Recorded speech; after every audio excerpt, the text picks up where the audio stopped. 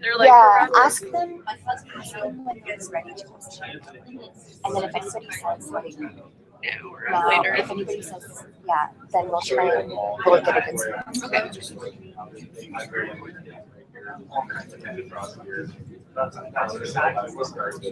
It's almost like so there's a way to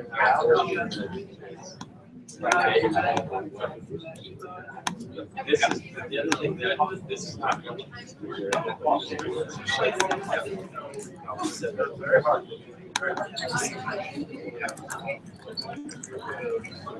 Yeah, I think that's fine.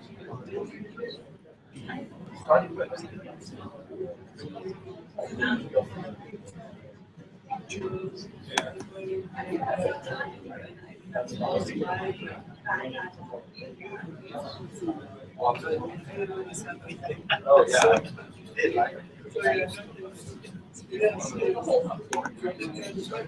So you have to charge it by any chance? Do you have to charge? What do you need to charge?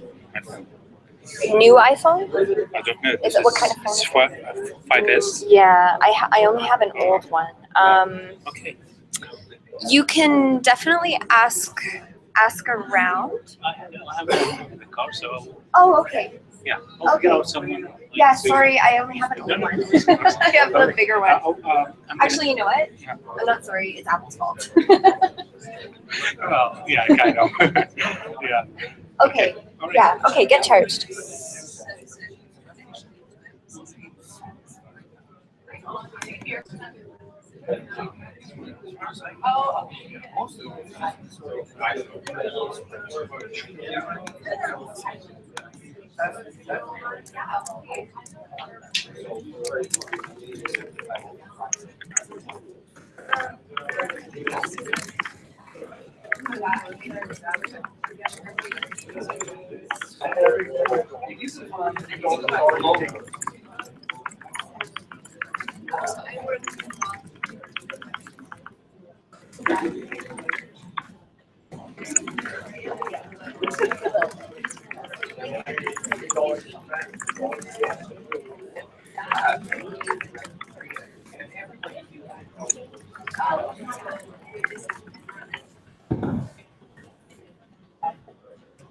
I see that we have someone on the line. Thanks for streaming in. So I'm just writing to all of the virtual participants.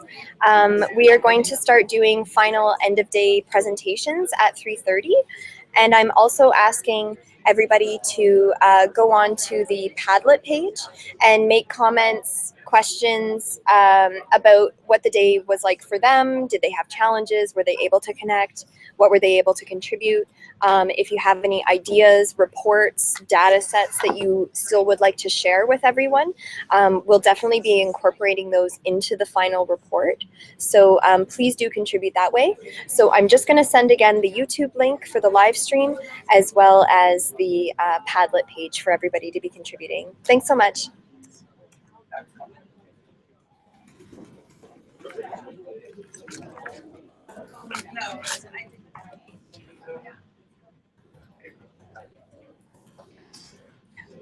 What did people say?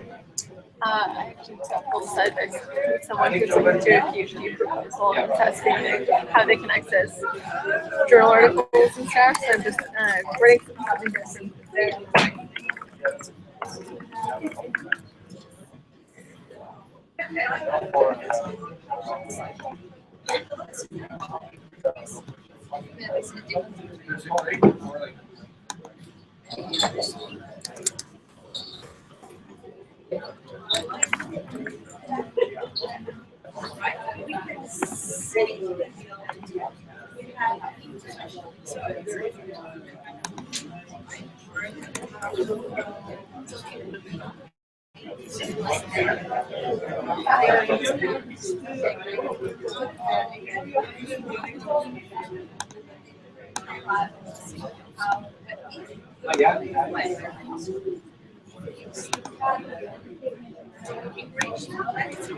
In your experience, how long do the presentations each take?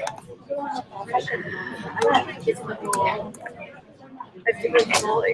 5 to 8 minutes. But how long were you expecting? Or you have an hour set aside, right? I don't think so. 15 minutes, you said? I usually feel like 5. Like, Oh, like quick. Okay. yeah. But just so that they, Make it. but you can say like,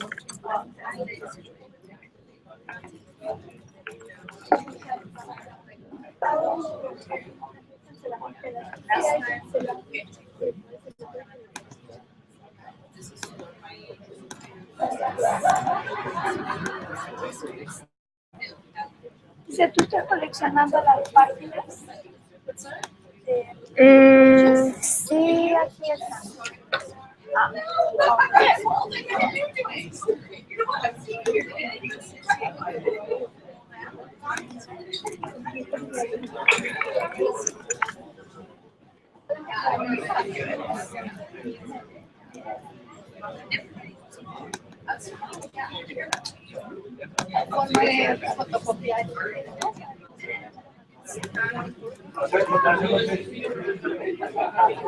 Or we can take a picture. let's go to that.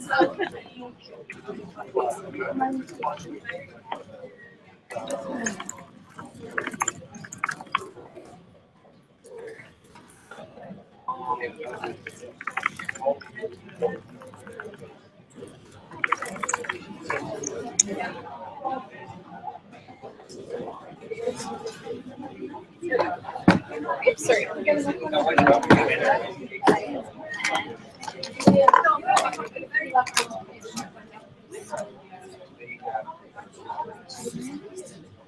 Porque vamos a...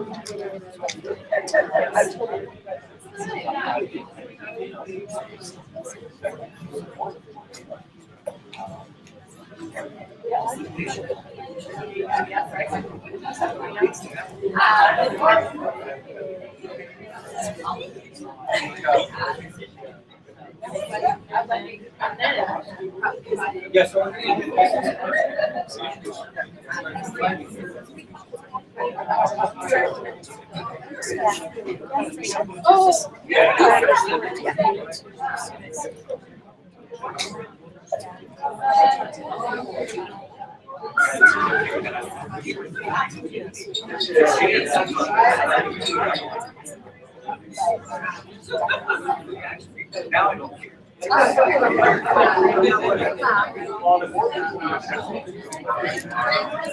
Just want to take everybody around the room. So here we have this is the live stream on YouTube. So we have a few viewers around the country. This is Ines from Immigrant Women's Center of Hamilton, who is working through the It's Always Sunny in Hamilton group.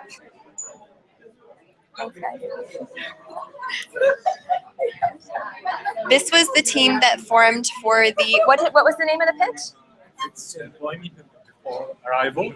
Employment Before Arrival. So Leith here was the pitcher, and he's got a great team. And there's Alvaro, who is our UX coach for the day. I'm just going to go show them the cupcakes so they're jealous. We have a build your own cupcake station. So unfortunately, we weren't allowed to send any cupcakes over our laptops. I guess that's not allowed or a good idea. Gave them and you showed them. Yeah, I'm taking them around. Why not, eh? Just showing everybody at work on the live stream. So this is the Indigenous and newcomers. Do you have a new name? Yes, we do. I'm sure these are the things that morph throughout the day, right? Well, So what's We the just new? move a little bit. A little bit. So we've got Shamsia from Yeah. Immigrant Women's Services Ottawa, So we Leah, who's an amazing design and writing blogger. Yes, independent, and Thomas. From the labor market, Ottawa. Nice to meet you, Thomas. Yeah, hi, nice to meet you. Screen. Yeah, sure. This is the group that you want to ask, I think, for the.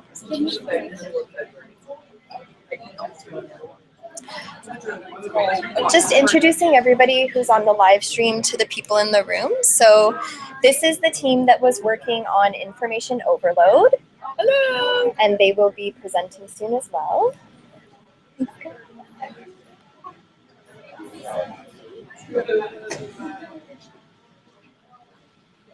Oh, these are two more of our awesome coaches. Who are we looking at? So we've got Trina and Charles. I love how it's like in a tunnel. These are our 3 viewers who are watching through live stream right now. Yeah. So Trina is from Vancouver. Do you want to introduce yourself? Yeah, hi, I'm from Vancouver. I'm in Ottawa right now working for Citizenship and Immigration. But normally I'm based in Vancouver and I do independent consulting and research and strategy work on issues relating to the nonprofit sector. So that's me. Yeah. Charles? I'm crunched over here. Sorry, I'm not It's sure how to okay. hold it. I'm a programmer and a communications expert. I hate saying that word. I work at Post Media developing websites and apps. Experts, gurus, Sherpas. Sherpas, dude, guy. Yeah, Gurus and thanks. Sherpas, I would say, are culturally appropriated Yeah, words. I and so stay away from those words. So Charles, I feel like you are an expert, and I don't Expert's think the you right need to word. say it any other way. I'm a communicator. Yeah, I'm a programmer. you get shit done. All right. Swear words are allowed I today. get shit done too. Except on my resume it says get stuff done. Oh yes. Mine says that shit.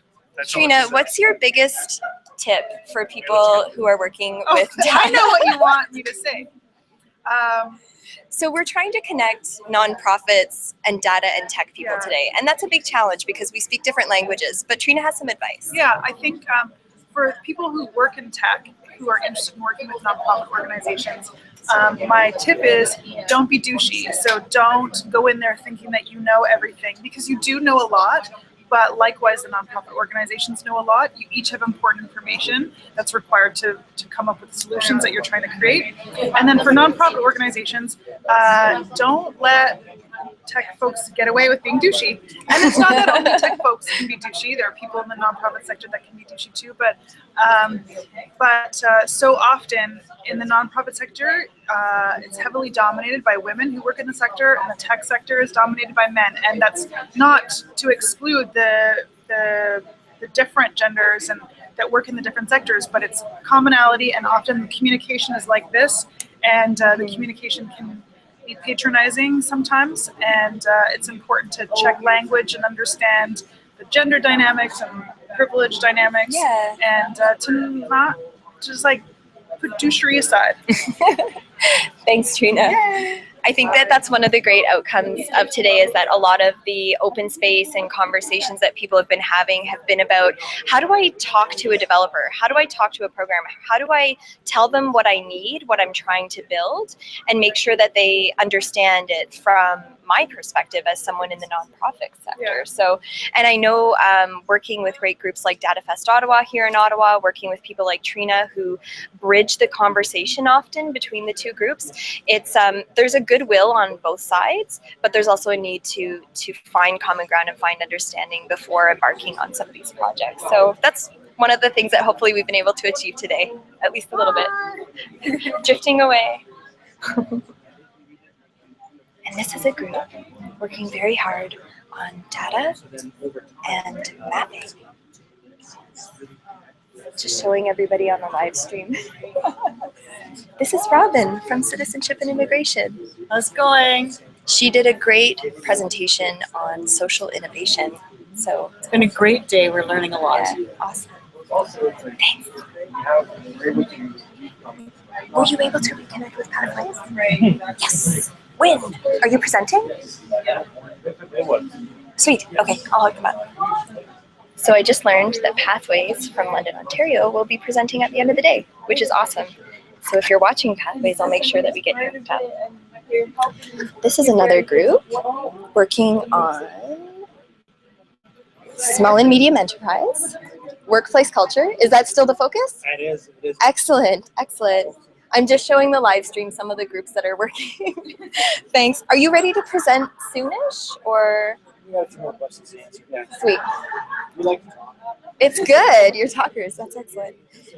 And here is our final group, not final, who, yeah, absolutely, who was working on trying to suss out ways that youth, and immigrant youth in particular, can be supported in some of the roles that they take on in settlement. So would you say that you've come far today, or you're at square one, or I think we definitely made some progress and awesome. came up with some ideas. Awesome. So we've got Annika from Catholic Center for Immigrants Right. here in Ottawa. And where are you ladies from? Christiane from CIC CIC, great. and Mercy from Immigrant Women's Services Ottawa. Awesome. Okay, thanks guys. So that's the roundtable introduction. I'm just going to take you back to the stage, and we'll be starting our presentations team by team in maybe about 15 minutes or so. Stay tuned.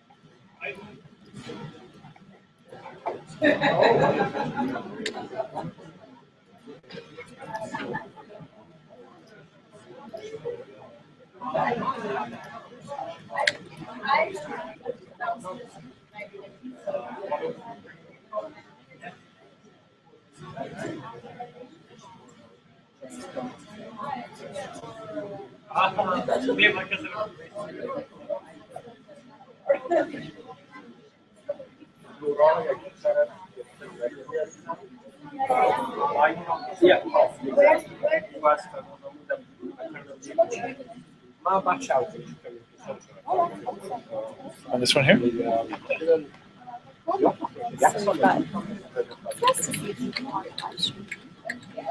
People what? That there are a few people on the live stream. I sent them an email 10 minutes ago, so she will log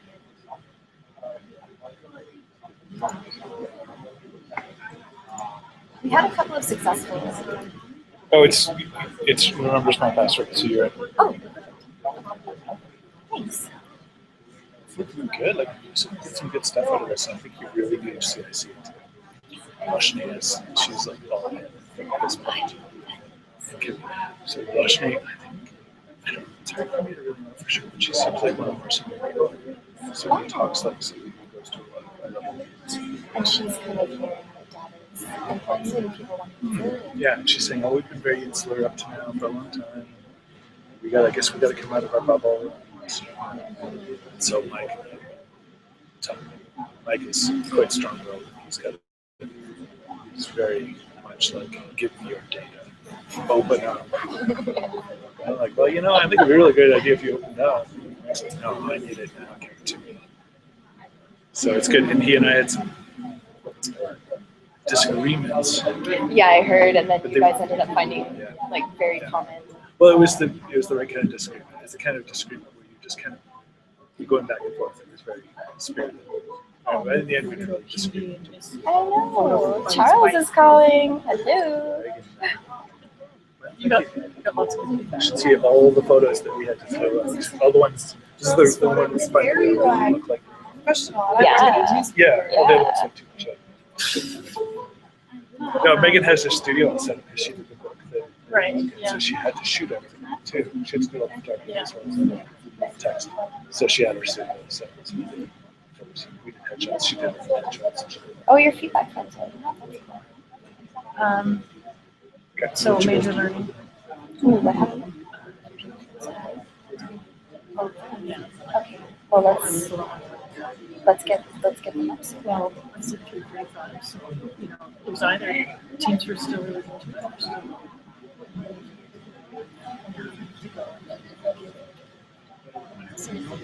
But Trina said, we can't actually use it. It's too much. So, do we want to do it now?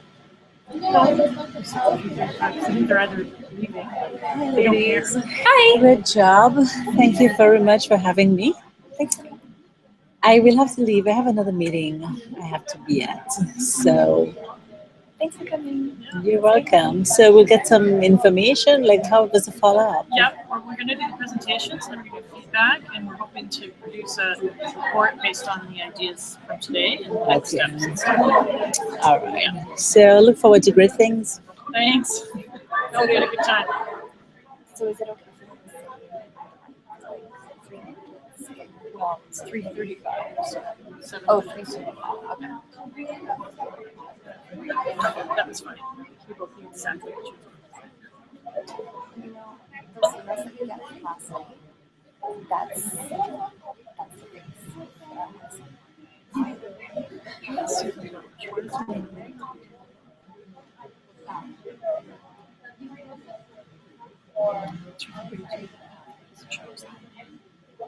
No, I chose it. Oh, no. Oh, sorry, no. That's their name. I was like, wow. Can I say everybody get back to your seats? Everybody knows. I've just gone to every group and said, okay?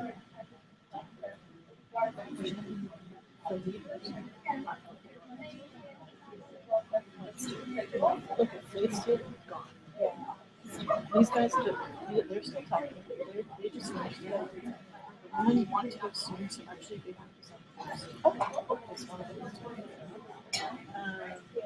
so I would say 2 minutes.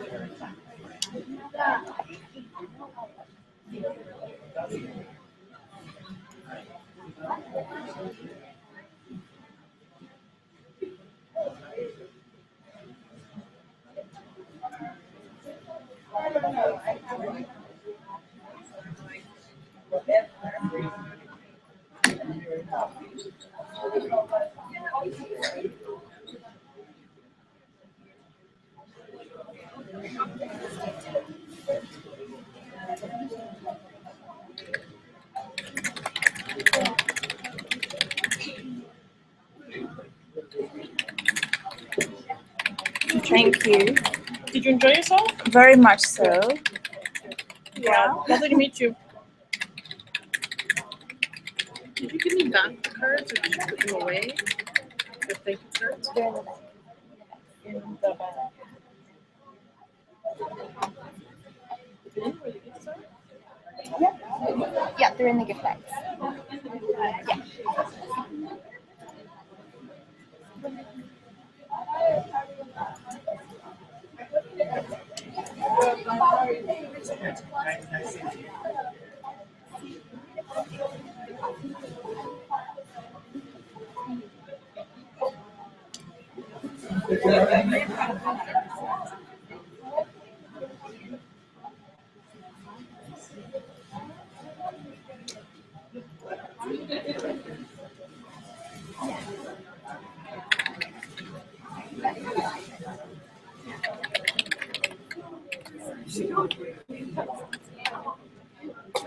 Yeah. Are you Ines and I? Ines and us.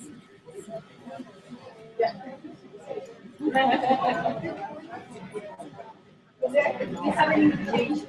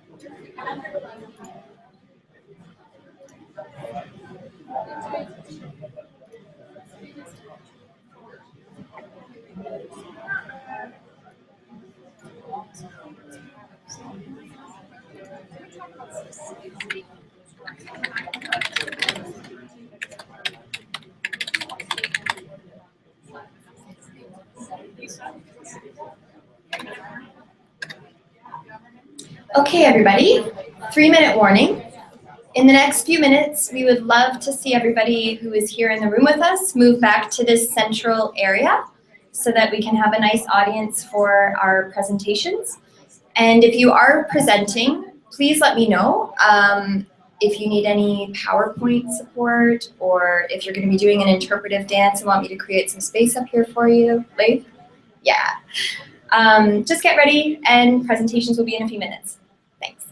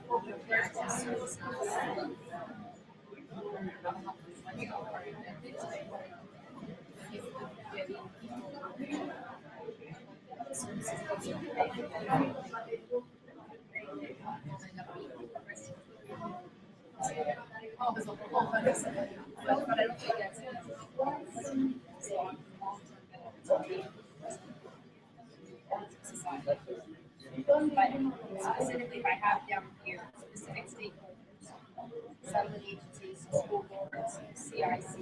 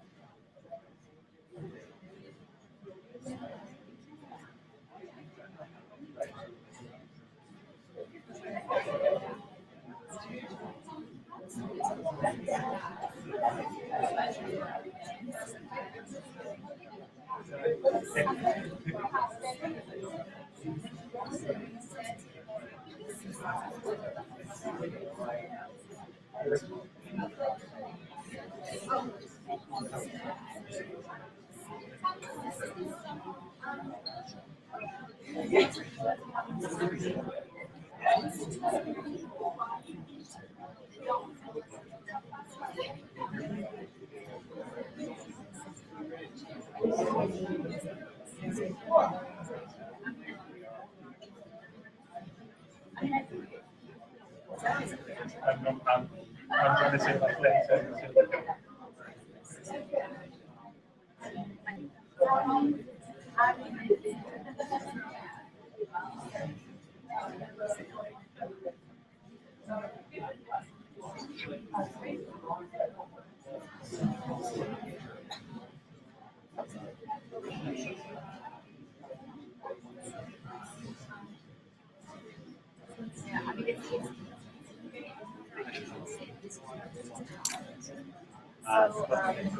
What You would need to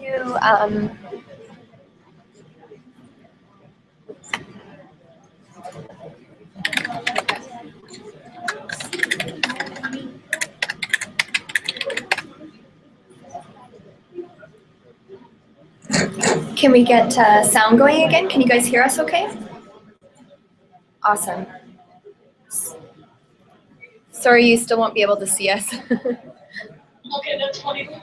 So we are going to start presentations just momentarily. We have one group going first. Would you like to go second? Yeah, that's fine. Okay, thanks so much for your patience today with the tech, and I'm really glad that you guys did manage to connect with Sean. So what you want to do is on your computer. Yes, we can hear you. This is the URL. Because I'm not on my own channel, so if you email it to me, I won't get it.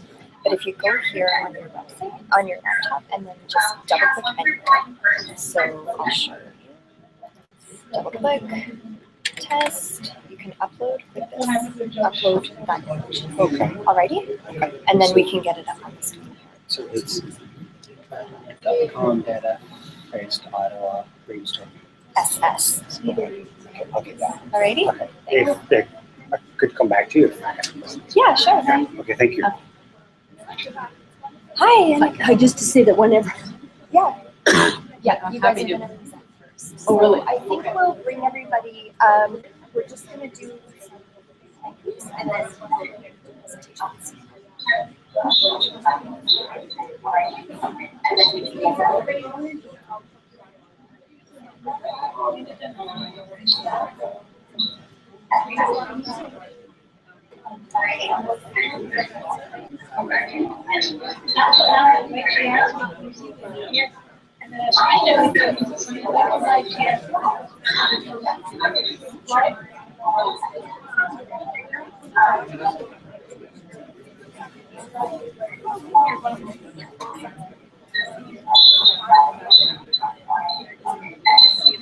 What's that? Oh, nice cupcake. Yeah, I know. It's like 3 buddies, the 3 amigos. I'm a bit taller than Lisa, so I'm gonna take this back a bit. Okay, everyone.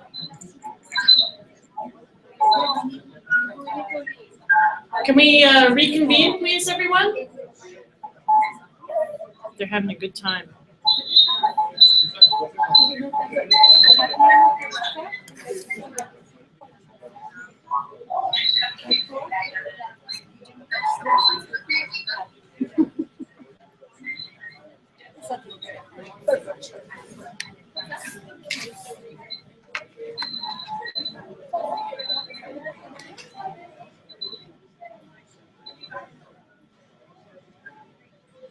Kathy, can you? Yep. Where's Charles? Oh, talking. Just to start. Okay, guys, we're going to start now. I will start to name and shame the people who have not come to the center yet. Charles, James, Alvaro, Kit, Mike. Oh, Lilith's coming. That's good. We're all on a first name basis right Yes. now, so that's a very good sign. Yeah. It's funny, the screen's chopping me off here because I'm too tall. Did you steal my power cord by any chance? Yes. Do you need it? No, I just need to know that I can leave with it. Yeah, no, I had mine, but I thought, why plug one in when there's already one? All right, this is great. Just before we start the presentations, we want to do a little thank you to our amazing coaches. We think they did a great job in facilitating discussion and keeping people on track and throwing a few little, bombs on the table to get people thinking. So coaches, Charles, don't walk away. Don't walk away. Come back. We have something for you. Catherine, can you come up? Yeah, we have something for you. Trina, where's Trina? There she is. And Alvaro, we just have a little thank you gift. And can we have a round of applause for the coaches? Here they are. All right. Now, I think that you ladies wanted to present first, right? All right. So why don't you come up and start out by telling us your team name.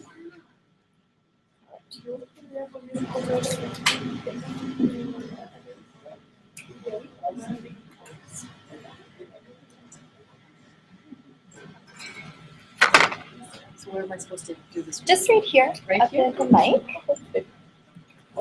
Hello, everyone. My name is Annika, and our team has the name, it's a little long, but descriptive, Unburdening Youth, Empowering Parents.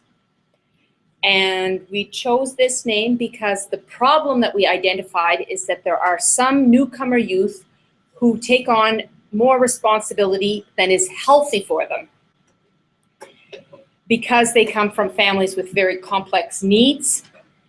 The parents end up relying on the youth for translation, for childcare, for helping them navigate the transportation system, helping them understand technology or navigating technology. And the parents don't necessarily see this as a problem.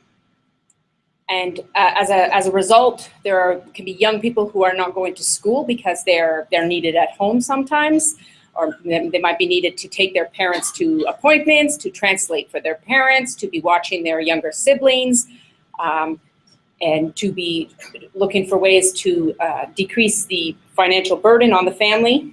So we wanted to see if there is a way that technology could help these young people be focused on what they should be focused on, which is their education. And still at the same time, empower parents to find the solutions and the services for their complex needs. So we were thinking something along the lines of an app that both youth in a family and parents would know how to use. So it would be a very simple, something that's simple and user-friendly, that would serve as a way to access services for the parents. So that might be something along the lines of translation. It might be something along the lines of transportation. It might be something along the lines of childcare.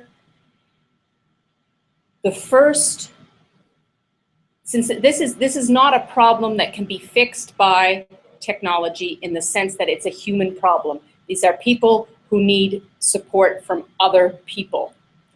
What we want to do is see if there's a way that technology can simplify bringing the people who have a need together with the people who provide the service that can answer that need. So the people involved would be settlement agencies and quite possibly the school boards as well. And we would be, and then the families, obviously. So we're looking at immigrant and refugee families, possibly with low levels of English or French, possibly with low levels of education, maybe with more complex needs, like perhaps people with disabilities, people who have little or no support group. They don't have extended family to help them out. And this is something that would happen upon arrival and after arrival. I'm going through my problem sheet here. So right now, what is being done to address this? Well, anybody who's working with youth are aware of this problem, and the youth workers do try and address it. If the settlement agencies, the settlement workers are aware of it, they will also be trying to provide support, but there are people who slip through the cracks. So we would like to, the first thing that is important is to do outreach, to bring the families to the settlement agencies to get them registered for the services. Then the idea is once they are registered for the services, they would be given some kind of app or connected to the technology that would then allow them, like, let's say, okay, I've got an appointment coming up. I don't know how to get there on the bus. I'm going to hit a button that's going to set me up with a volunteer that can take the bus with me, instead of asking my child to stay home from school on that day. And so that the idea is that the settlement agency will sort of give them the information on how to use an app, if it's an app, and so that they can access, have a reminder and a simple means of connecting them with a service that they're going to need when they're at home. And perhaps it will be because it's young people tend to adapt to new technology more quickly than their parents. Perhaps the young person will kind of be referring their parents to the app. Oh, look, remember they told you there's a way you can do this. You don't need me to do it. You can go here and somebody is going to give you that support that you need. What we're hoping is that also that people will not see, you know, right now the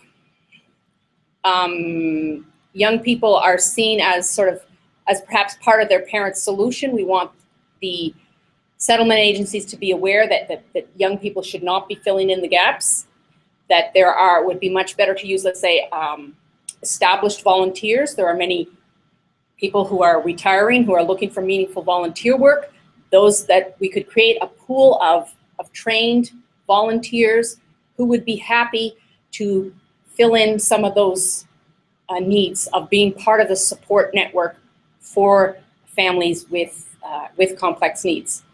And that would be a win-win situation for the families, for the volunteers, and for the settlement agencies as well, who don't have the flexibility to be running out to accompany their clients to every single appointment or plug them into every single service that's out there. And we could also use technology to help train volunteers and to be creating a discussion around some of the needs that are out there. I think that's it.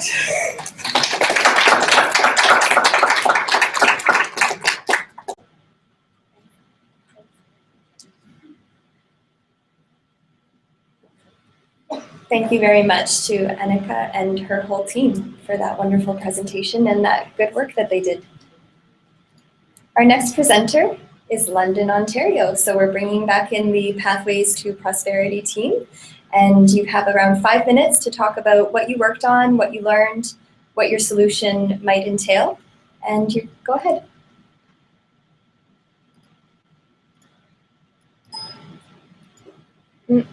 Pathways, it looks like you've muted yourselves.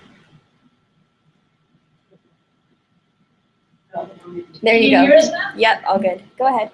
Okay. I'm Vicki Assis from the Pathways to Prosperity. This is Sonali Advani. And other members of our team included Joshua Wright, who's also from Pathways to Prosperity, Sean Lynch from CIC, and Dave Montague from OCASI. We also briefly had a couple of representatives from, one of the settlement agencies in Prince Albert. And the problem that we were trying to deal with has to do with making the information within the Welcome to Canada Guide more accessible, interactive, intuitive, and engaging. And just for people who don't know much about the Welcome to Canada Guide, I thought I would just say a few words about it. So it's a guide that's developed by Citizenship and Immigration Canada. It offers newcomers information on a variety of topics. It's quite comprehensive. It includes things like what you would need to do before you arrive in Canada, immediately after you arrive, how to get housing, working in Canada, what are Canadian laws, healthcare system, education system, and a lot of other crucial information that newcomers need to know. Now, the guide is currently available in English and French, and it's available in print format. So there's a glossy print version, and online as a PDF and EPUB. The problem is that the guide could be reaching many more newcomers than it currently is, in allowing them to access information quickly and in perhaps an easier to use way. So the question we were trying to answer was how to make this guide and other information that might be linked with it more accessible, and so that people will use the information available as they are navigating the Canadian system. This would be useful for all newcomers, both pre-arrival and once they've landed in Canada, and across all age groups and demographics. We did talk quite a bit about the possibility of being able to personalize it, so that if you entered some information about your age or your demographic characteristics, specific information that's targeted for your age group or for your, your occupation would be available. It's a really great resource, the Welcome to Canada Guide, but it's large, it has a lot of information, and there is some work to wade through that information. So it would be great if it could be personalized so that the information most relevant to the particular individual was readily available. In terms of what's already been done to address the problem of making it more user-friendly and more used, Citizenship and Immigration Canada is working on using the guide to reach a broader audience. There are a number of challenges.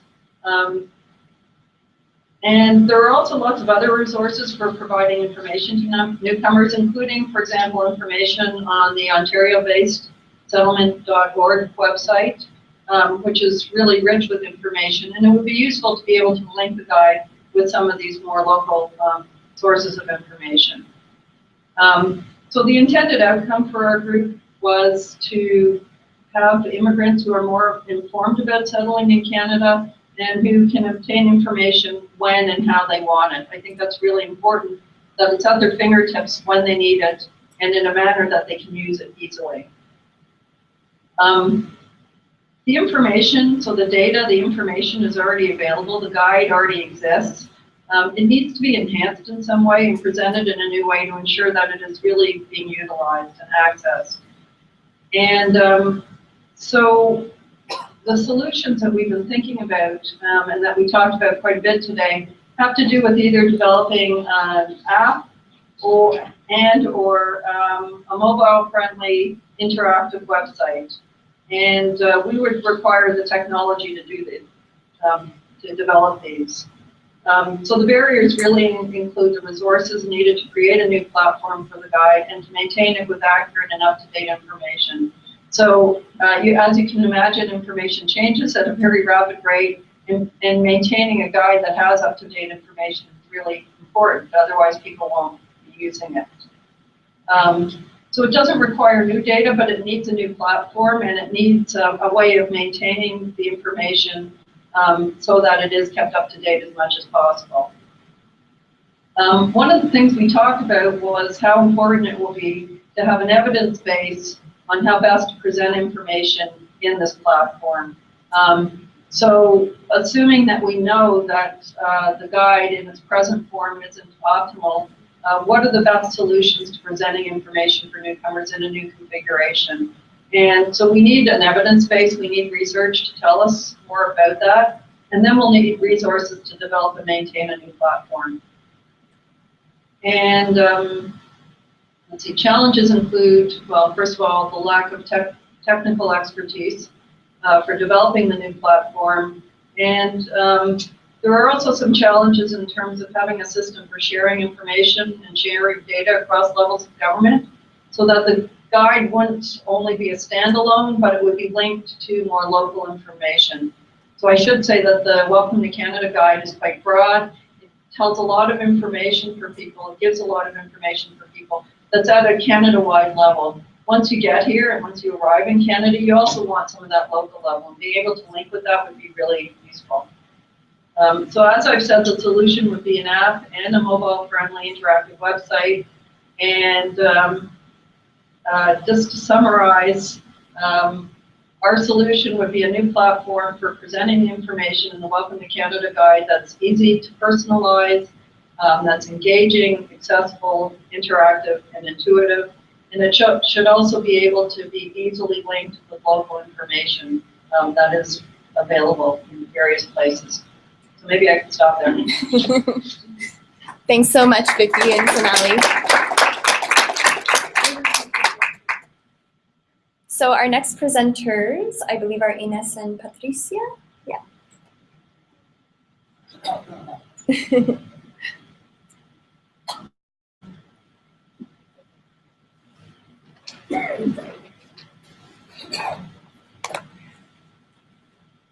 Hi, my name is Patricia Cirillo from the Immigrant Women's Center of Hamilton, and our team name is It's Always Shiny in Hamilton. First, I want to thank you for organizing this event. Ines, the Executive Director of the Immigrant Women's Center, and I found that it was an excellent event.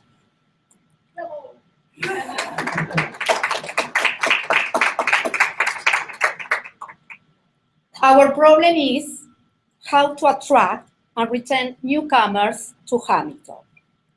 From our stats, we know that 4,000 newcomers arrived to the area.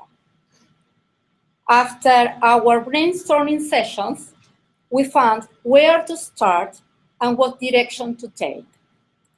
We want to use our current database and collaborate with our partners to collect important information to build profiles of our newcomers to the city and map the info to visualize the different groups and needs. We are going to connect to other research bodies and the Hamilton Immigration Partnership Council to help us build this solution. At the end of the research, we like to share this info and analyze with the public. We hope that we can have a clear picture of our newcomers to help them settle easier. Thank you a lot, everybody, to share the knowledge and experience to try to find a better solution. Thank you.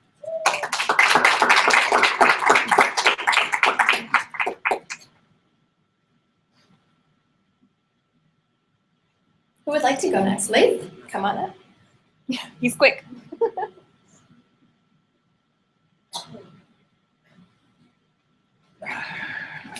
Hi everyone.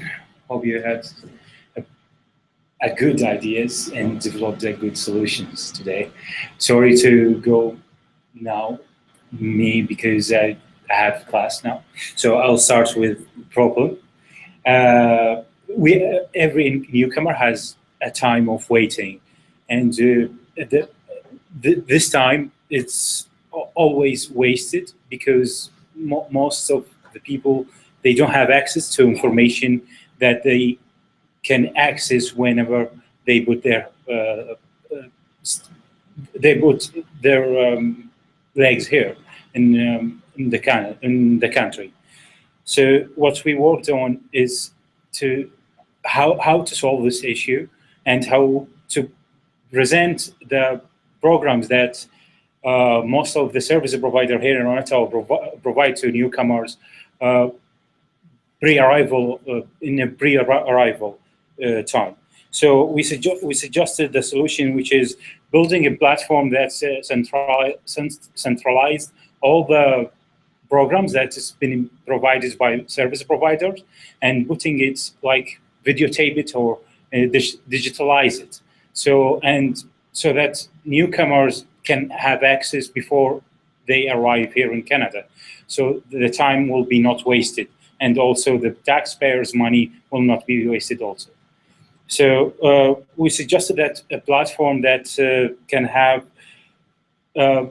can support it by CIC and has the credibility by getting funded by CIC, and it will bringing the service providers services online, so that everyone of every newcomer can access it and use the time of waiting and build their networks to find jobs whenever they put themselves here in Canada. So this is our solution, and we are hopefully looking, finger crossed, that this solution will be implemented somehow and funded by CIC. Thank you so much.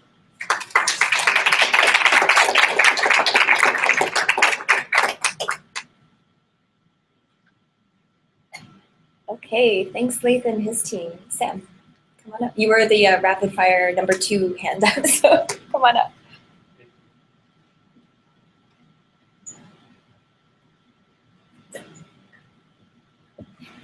Well, it's been a really productive day. I hope it was for everyone here, that you generated some of great ideas to come up with solutions to one of your most pressing challenges.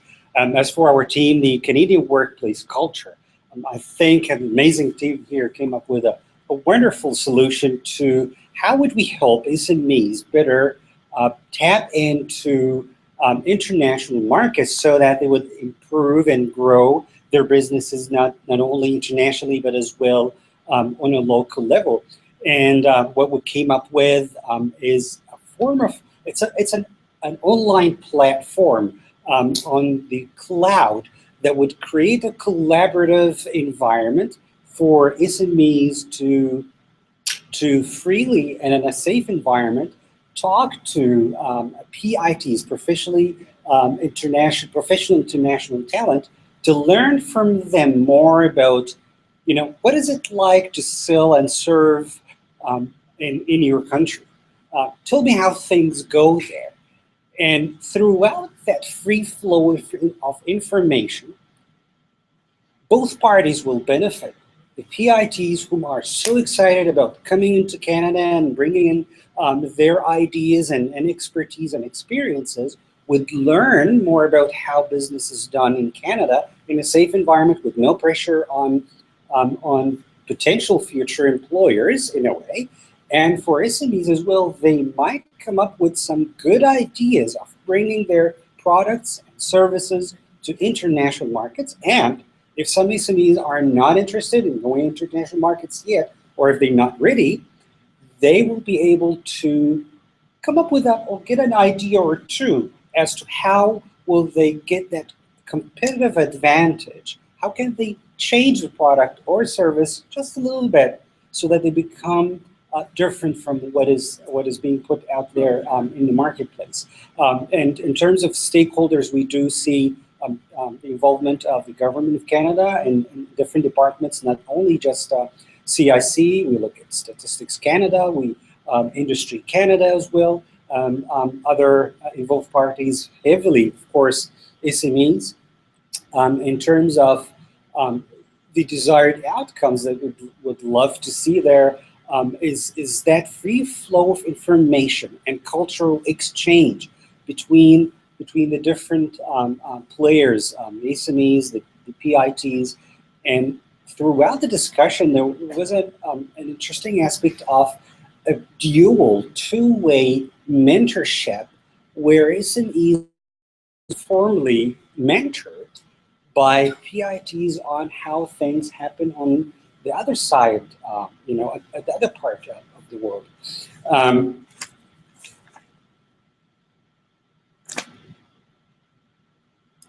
Would be involved as well. We think funders, whoever is interested in pushing the economic wheel and the development in economic development in Canada would be in a way interested.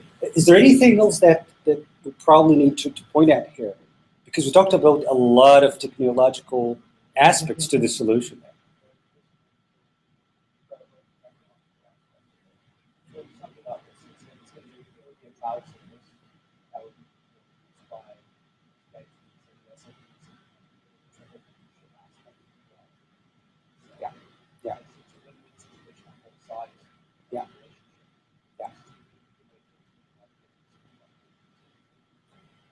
Yeah. So the,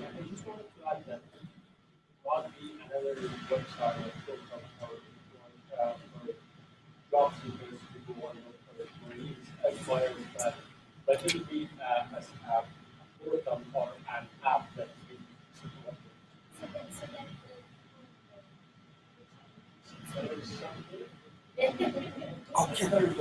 that we is actually, yeah. One quick point, yeah. So it won't be just another website or app where you can go and look for employment opportunities within the SME sector, small and medium enterprises, but it'll be a place where people can share their ideas, SMEs can share their ideas and ask for from PITs whether they can contribute and implement those ideas. And at the same time, the SMEs can benefit from the international ideas that is brought by professional talents into the country. So it'll be an exchange of ideas kind of thing, not a job portal. So that's, I think, the distinction of this and an employment portal. Yeah, and obviously we did see it as a as a very dynamic platform to open that free flow of information between the different parties. Absolutely, yeah. Thank Right, you. thanks.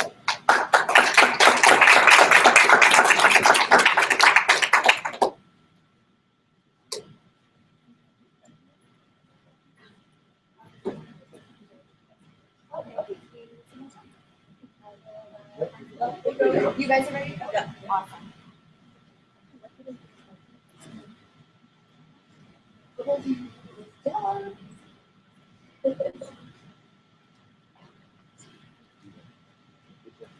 Not first, yeah. Oh, you're not coming out? So our group name is Pinky and the Brain. And I'll make the connection at the end of the first little piece. So our pitch started out where newcomers come to Canada and to Ottawa, and there's a lot of information out there. It's almost like information overload. There's so much information, but it's not all placed in one place. They're getting it from the other newcomers that they've come in contact with. They're getting it from their communities. They're getting information off the web. But what information is relevant? What information is still in date? But what they have noticed is that all newcomers are coming and they're getting cell phones. So our idea is to consolidate all of that information into an app, which will be readily accessible, not only to look for settlement services, employment services, but also what's going on in the community, what's going on in their neighborhoods, how can they access that, and as Kelly would like to say, if they're looking for good roti, where do they find it? And there's an app for that. So our thinking was that we'll start small in Ottawa, and we'll branch out a little bit more to the rest of Ontario, the rest of the cities, and then eventually we'll take over the world.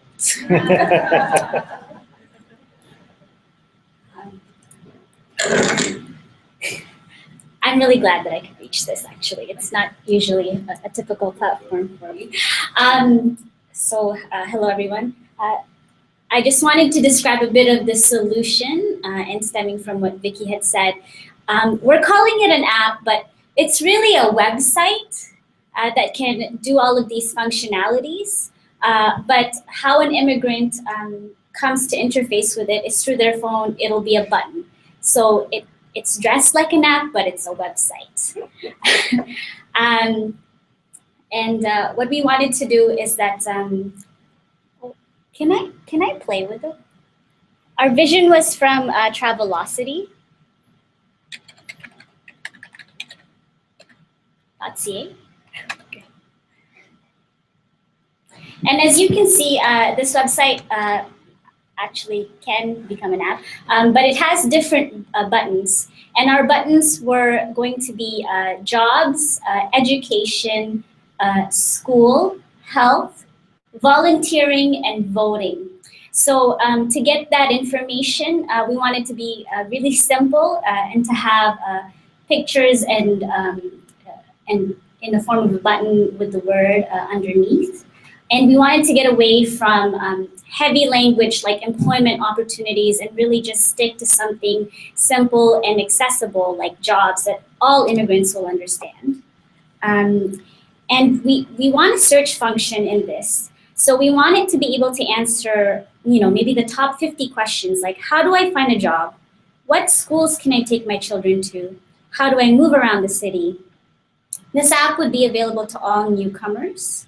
And the content of information, we understand that different levels of government, service providers have information, but this website will be a content management website.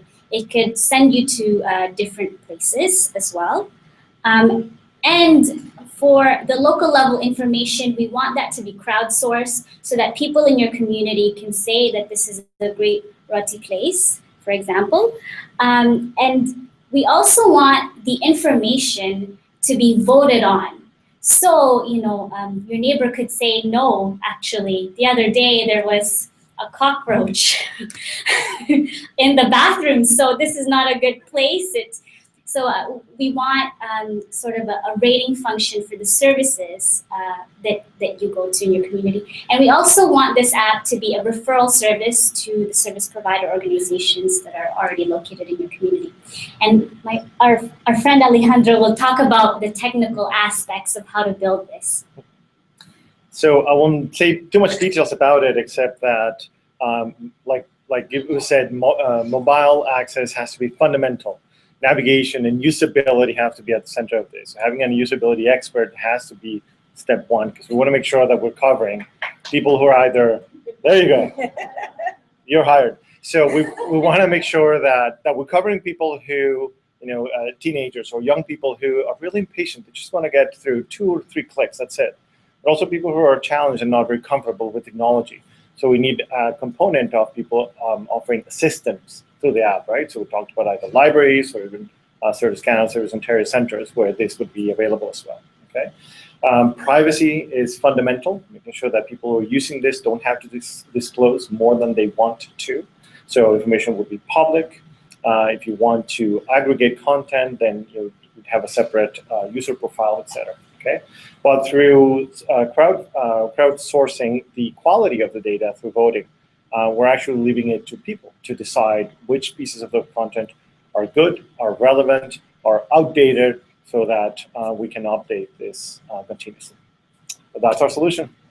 By the way, we need power here. This is running out of juice. Power? We need to plug it in. Thank you.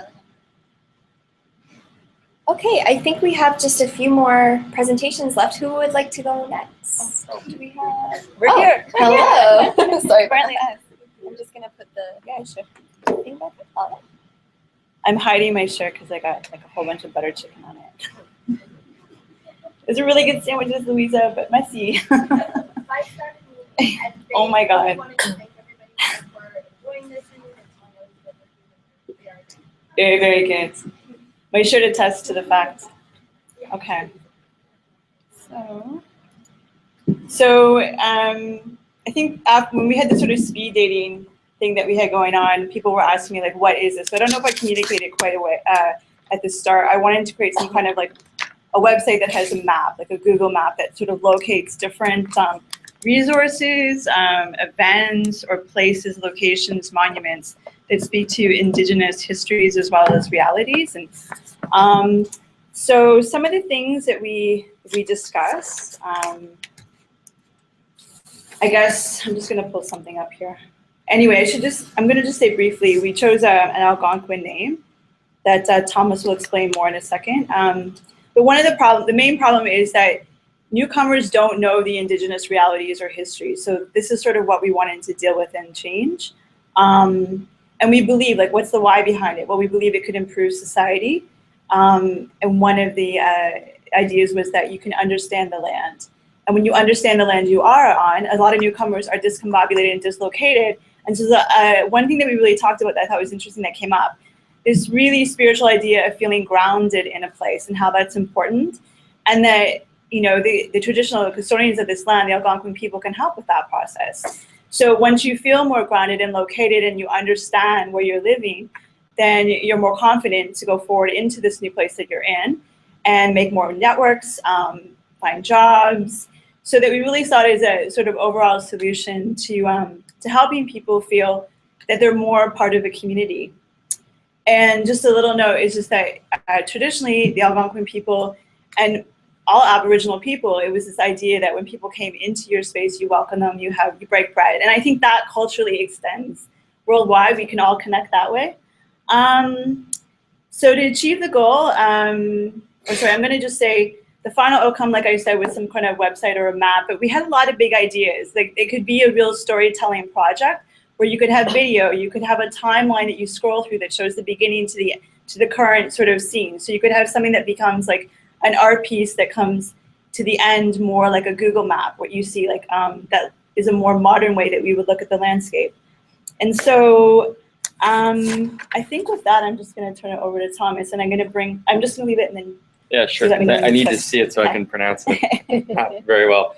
So the name of it is a Wambandaman, which is what I see in Algonquin. But if you take the H off, which is like kind of a silent H you make through your nose, it means what you see. So for most of us who would try and pronounce that, we would pronounce it wrong, and you would say what you see or what I see kind of alternatively without, which is something that it's kind of interesting to get at. There's different ways that we all see, and what the project is about a lot is kind of reinterpreting or re-understanding this city, and start out with this city, and so that as a lens to see more of the society, and then it will be a model to go to other cities. So if we can see them. Painting. So what I was just we'll split in parts, but I'm gonna talk about, so this is actually Ottawa. And this is, if anybody knows where it is, does anybody know? Yeah, it's the Ottawa River, that's Chaudière Falls. And so can I point with the mouse? Oh yeah, okay, so this is Victoria Island. So if people remember like actually where the chief from Attawapiskat, whose name I forget right now, but she had, Teresa Spence had her hunger strike she was having it on this island, and the TP spiritual native center that's set up there. So anyway, one of the things though is that if you see that island now, there's a bridge that runs across it, and which we'll talk about in a sec. But when you go there, you don't really get a sense of what it is and what it was. And this painting, and then there's other paintings, is a good way of visualizing that. But another way is to speak to Aboriginal people and get the oral history and stuff. But the Ottawa River was a very important highway basically for people before, and this was always a very important place because it's at the confluence of the Ottawa River, the Gatineau River, and the Rideau River. So it was already like a meeting place for people from all different nations to trade and share culture and stories and things like that. And that's the history of Ottawa. Like that's not anything weird or new. This has been this way for forever. But what we were trying to get at a bit is that this is something that we have lost touch with for a variety of reasons, and that if you're a newcomer, chances are you don't really connect with this, and unless you really actively seek it out. Like we were trying to think of ways that you would become more aware of the history of Canada prior to colonization, and the history of First Nations people after colonization, things like that, and it would be very difficult because there's not a lot of resources. So I think that's my part. Okay. So it's okay, idea. Okay, hello everybody. Can you see me? The perks of being short. Okay, my name is Shamsia, and I'm a newcomer. I came 3 years ago, but I'm working now at Immigrant Women Services Ottawa as it's a non-profit that serves immigrants. I'm the marketing coordinator. Now, I have contributed to this idea. Eva Bandama, I hope I got that right. I have contributed to this project as a newcomer, right? What I see as a newcomer. So it's a play on words, what I see and what you see, right? So before I do my part, I just want to ask a question to all of you. How many of you think that a job is necessary? Like it's absolutely a must, as not just as a newcomer, but also as a person who's living in Canada who thinks that it's absolutely necessary that we work. All right, so you're okay. So now you would understand, like, now getting a job in Canada is not just about, oh, I apply to a job, here's my resume, I go to an interview and I get a job. It's not that simple. There's also something called as networking. There's something called as soft skills, what you bring to a conversation, how you speak to people, right? There's all of these loops that you have to jump through before you can find a job. Now you would be wondering, what does any of that have to do with Aboriginal people? Now I'm coming to that part. Now, when I came to Canada as a newcomer, I knew of the First Peoples, the First Nations. I just knew of the Aboriginal people. When my husband was the one who sponsored me, and when I came to Canada, like the dutiful husband that he was trying to be, he wanted to take me sightseeing. And then while we were passing, we lived in Barhaven at the time, and when we were passing the Algonquin College, my husband started off with his outburst saying, do you have any idea how much that overpass near the college that cost us? Taxpayers' money, my money. And I looked at him as though he had grown two heads, because I didn't understand the concept of taxes at the time.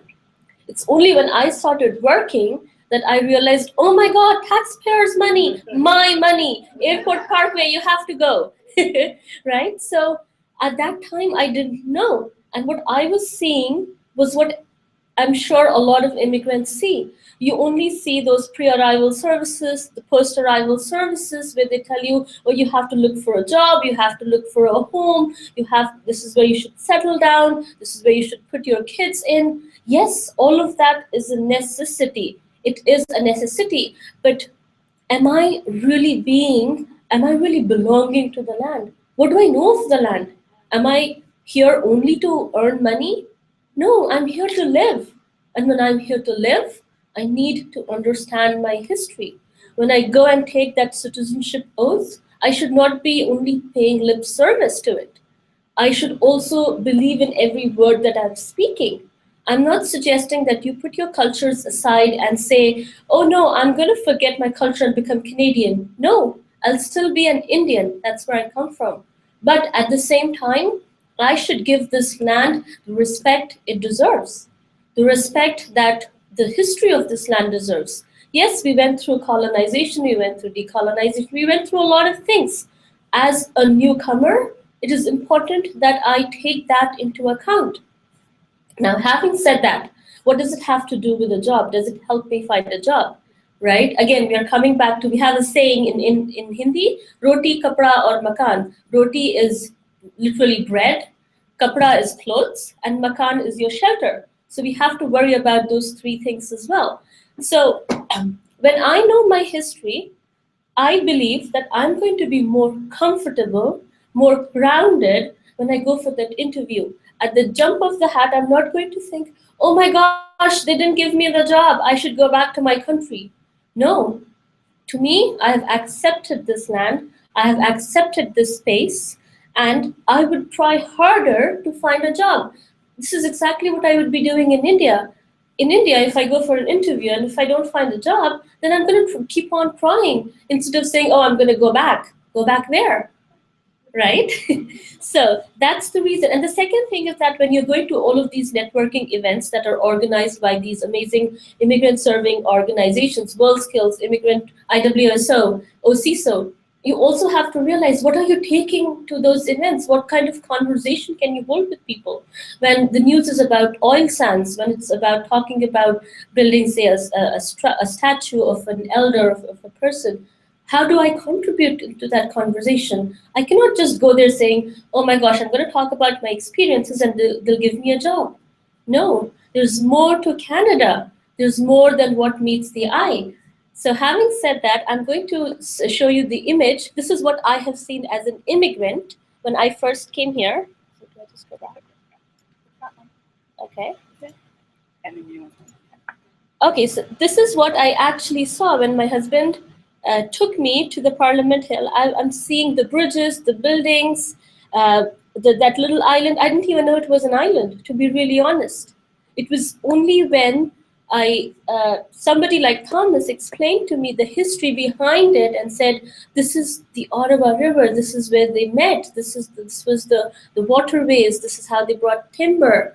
That's when I understood, oh gosh, there's so much more to Canada, so much more for me to worry about than finding a job and sending money back home, right? So to me, it's all about knowing our history, and the solution for that is something that Leah would be discussing. But the reason why I want there to be a better connection between First Nations, mainstream Canadians, and newcomers is because we are in this land and we have to give it the respect it deserves. Okay. I feel like I should say, can I get an amen? I was like, wow, appreciate sister. So I don't really have much more to say, but I just wanted a visual. So I'm gonna so this is a project I'm actually working on with Jeff Thomas, who's a local artist who's self-described urban Iroquois. And so we just are doing, it's a WordPress template that has a Google Map function where we can go in and use the longitude and latitude and mark places. And you can see this is the river, here's Parliament over here, just a satellite. So it's just, at the end of the day, finding some kind of online application. This is actually responsive theme. So if you were on any kind of other device, a tablet or a phone, you could still use it. So I think that's about it. That's our project, and hopefully someday you'll be able to visit it online and maybe come out in person to the island. All right, thank you.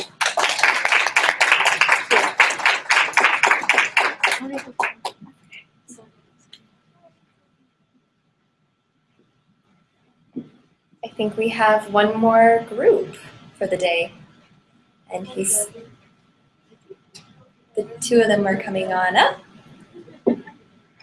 Last but not least, we're gonna tag team this because although I learned a lot about data today, I don't pretend to be able to explain it to anybody. So our problem issue we worked with, our team name's called Location Matters, which we'll get back to at the very end with a cheeky kind of title. So we, similarly to the groups that focus on the great information that's available to newcomers, albeit difficult to navigate through and figure out what you need, are sort of focused on information on services that are available to newcomers. And, it's difficult to figure out, it's difficult for us to be able to guide them to where they need to be, and it's difficult for them to find it. We worked with Alberta on this, and they had a stat saying that a lot of their services take up to 6 months for newcomers to access. And it's not indicative on the lack of need, it's more on the lack of it took them that long to find them. So that sort of presented an opportunity for us to put it all in one place for them so that they can access it in a bit easier way. And here comes Mike to explain the open data element of this.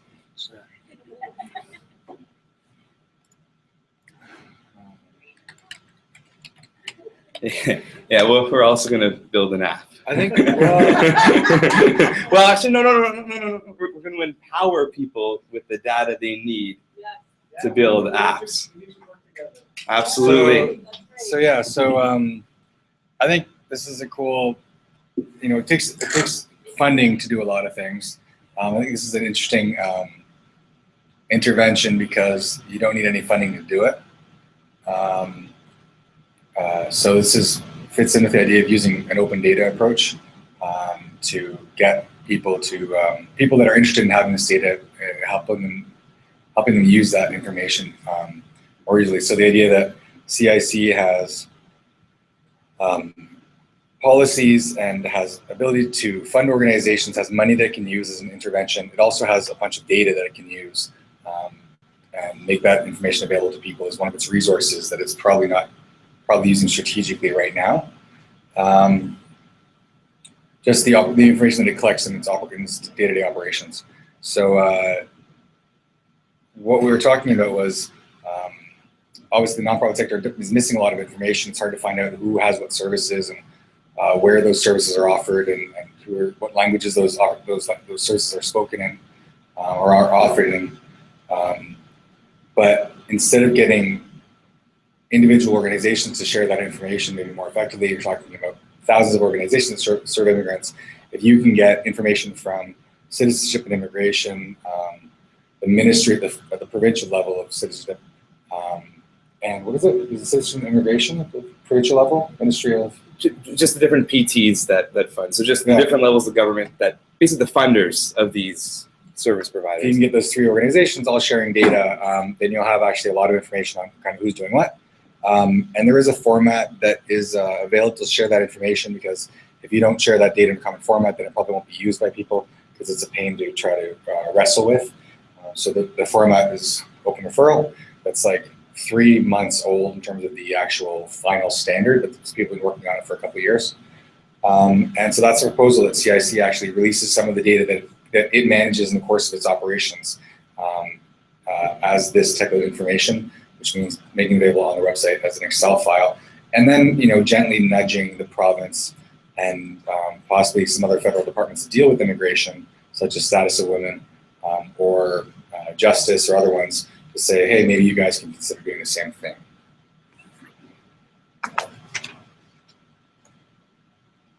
So yeah, it would be a first in Canada, so that's the part of it that's pretty exciting. But certainly open data is something that is, the government of Canada has a 3-year open data plan that it just launched. So I think this could very easily be welcomed by Treasury as an initiative as part of that plan.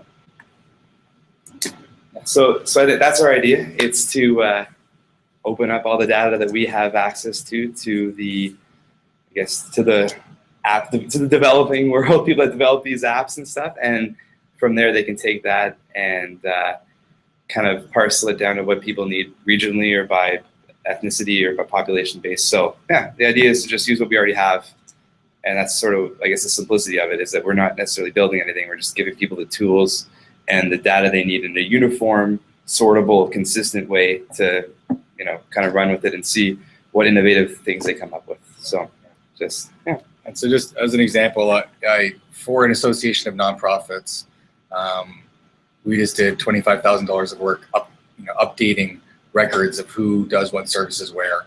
And it's a complete waste of time. It was a waste of time of the nonprofit to pay us for it. It was a waste of our time to do it when that data is basically sitting in other places. And everyone does this all the time in the nonprofit sector, and it can be easily avoided by this kind of open for all thing.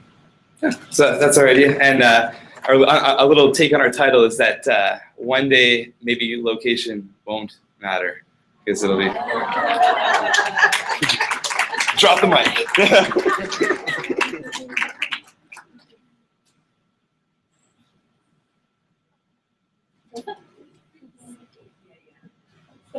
Okay, that's wonderful. I know we're a reduced crowd now. We're at the end of the day, but I think you should all give yourselves a pat on the back or just a round of applause to everybody. You guys did such great work. Really great. So we're going to have time right now for just an open Q&A. If you want to ask questions of a specific group or project, or if you'd like to talk about what you would like to see happen next, because we'll tell you what we're thinking right now is that we're hoping to be able to do a report based on some of the ideas that come out of this, and that would be circulated to all of you, and we'll get you an update on that as that evolves. But we also would urge you, if there's an idea that came up today that you like the sound of and you're kind of passionate about it, then you can pick up that ball and you can run with it. You can work with partners, maybe your teammates, maybe with your organization, to refine that idea and take it further. But then the next question is, okay, so how do we do that? So I'd like to throw that back to you and say, what would you like to see as next steps?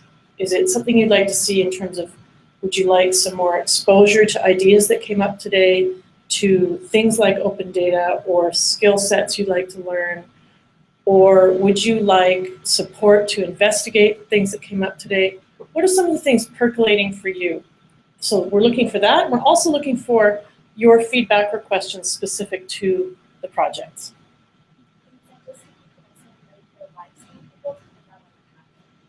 Live stream people?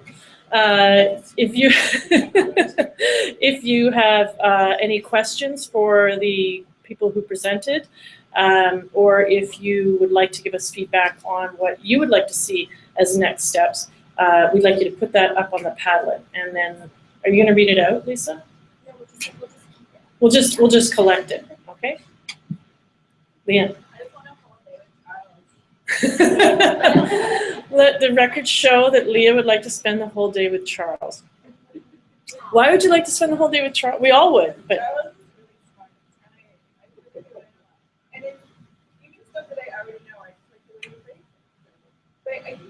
What about, I don't know, instead of Charles or higher? Yeah. So. Actually, I think it'd be great if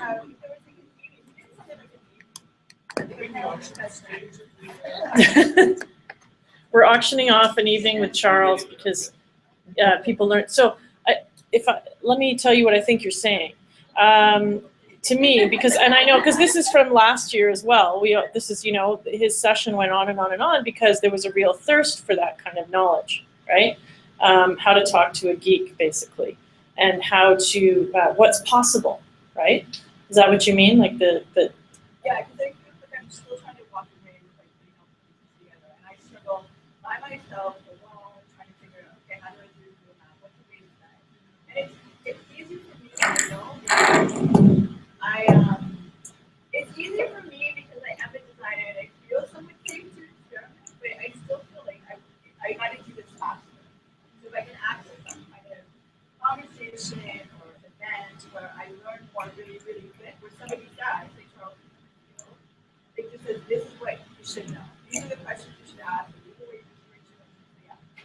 Just like all the dense stuff, it takes forever to find.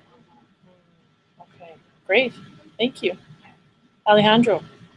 So I have a comment about that. I have a group of people who are willing to do volunteer, technical people who are willing to do volunteer couple-hour sessions. If that helps, I can somebody as well. So. I don't know if you caught that, folks in London, but Alejandro was saying he knows people who volunteer to do that kind of work, give a couple of hours to help you work through the mechanics of a project. And Inez immediately said, in Hamilton? Yeah. So if anyone's interested, okay. And so Alejandro, are they all Ottawa based? Yes. Okay. They are all Ottawa based. Okay. Thank you. Anybody else? Robin?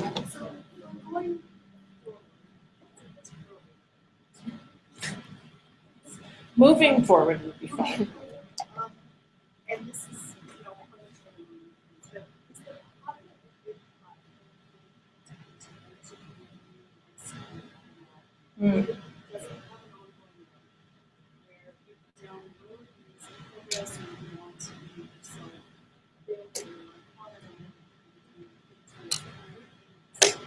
I think so. We could make it evergreen, could we? actually introduce you to the Kata, and in your experience using this for events, does it have lifespan? I think it's a good spot to post resources and tools that other people can contact to refer. So we used this for one of our events a few weeks ago, so people, as they find my role, go dive into readdress issues, concepts, and skills that they want to learn. You can go to that resource page. In terms of ongoing conversation, I would almost, my suggestion would almost be Twitter. Hashtag the group can kind of contribute to, and being online in that space is a bit more igniting to have conversations. This is a bit more of a research and tools, ideas that are a bit more static, whereas the conversation is a bit easier to take place on Twitter. I know not everyone has it or wants to be involved in that medium, but it's an idea. That's a great point. Actually, I just would like to explore that for a second. How many people in the room are on social media? How many of you are using Twitter? So a bit more than half here. That's pretty good. That's pretty good. How many of you are following DataFest Ottawa? Pretty good, but not good enough. Okay. But I do think that you raise a good point, because sometimes it can be very quiet on the hashtag Canadian M, CDM, CDN, IMM. And you get the feeling that there aren't many people there. And so I wonder what the penetration really is in the sector. And so when we talk about gathering on Twitter, it's probably, it could be a small place that grows, but maybe that is something that we can be part of growing. Any other points, questions? Feedback for us on the event, on how you feel, on what you feel you got out of it. Oh, I'm going to tell you, we have sent you all a survey, and we would love you to fill that out as soon as possible, so we can incorporate your feedback in our report to CIC, which has to go in within a matter of days. So it would be great for us if we knew, what you saw were strengths and weaknesses of the day, and what you felt you got out of it. But we're also here now, so if there's anything you want to talk about, just let us know. Sorry, I think Sadiq, you were going to say something? No, I just wanted to mention that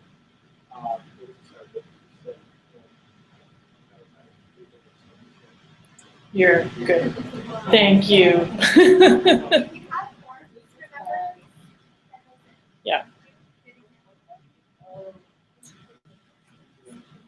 Okay, and one idea that we had, this in a way was kind of like a pre-hackathon, where we wanted people in the sector to have a chance to work on ideas that could be picked up and taken with a bit more refining, could be great to bring to a hackathon, where you're actually sitting down with a lot more coders and developers and starting to build all these great ideas that we've talked about today.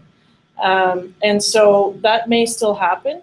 I'm just going to show of hands of how many of you would want to participate in that exercise. So it would be similar to this, except that you would actually be involved in and have input into the building of the app or the platform that you've brainstormed today? So a good number of you. Okay, great. One of the things that I think, one of the ways that you might be able to leverage that idea for next year is that International Open Data Day now, Industry Canada has a big nationwide hackathon that they do every year, and they choose, every year they choose certain themes. So I'm not sure if we're able to, as a mass, say, hey, Industry Canada, we think that this is a cool subject to be hacking, but just that that's something that happens around this time of year anyways, and February, yeah. Immigration certainly wasn't part of the exact scheme last year, but maybe somebody could fit into that everything. Maybe they would have an immigration. An immigration-related app was one of the winners last year. Imini, right? Is that their name? Yeah. Okay, well, it sounds like people are kind of done. And you, with good reason, you've done a lot of hard work.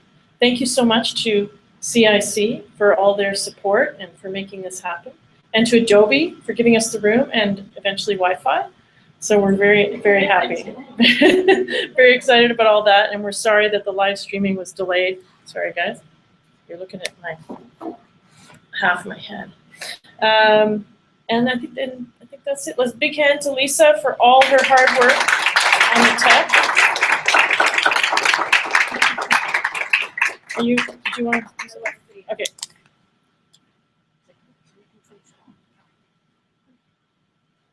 So Louisa can have the final word because she can't do what I can do. Yeah. She can't have, she's coming back for it. This is just a housekeeping thing. But if you guys could help us as we leave today to pick up as many of the bottles and cups and garbage. There's garbage and recycling at both ends of the room, and that would really help us a lot. Okay, that's it. Yeah, there's lots of food. I just want to thank Lisa and Louisa. Beyond thank you for everything that you have whipped together in a month. It's very impressive. And I know that on the behalf of Citizenship and Immigration, we are delighted to see what came out of today and then what will come from the report. And also to the coaches, these individuals who just showed up and offered all of their time to us. So this is the brave new beginning for settlement at CIC and technology. So thank you all.